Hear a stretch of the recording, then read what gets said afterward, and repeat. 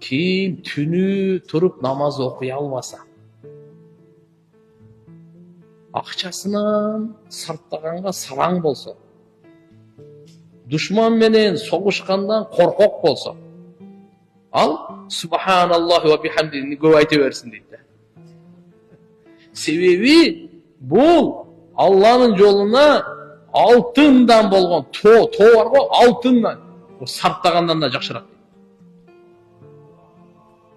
Түндөсү тургандан жалкоосун. Экинчиси, акчаны Алланын жолунда иште сарптагандан сараңсың. Үчүнчүсү, душман менен кармашкандан коркоксуң. Жалкоо ибадатта, түнкү ибадатта. Сараң, коркоо, ошондойлорго пайгамбар сонун жол ачып берип атат. Саллаллаху алейхи. Эмне да сен субханаллахи ва бихамдигин айта бергин. Бунун бир керемети адамдан жалкоолук кетет. Коркоктук кетет, сараңдык кетет. Ихласы менен айтканга жараша жалкоолугу кетип,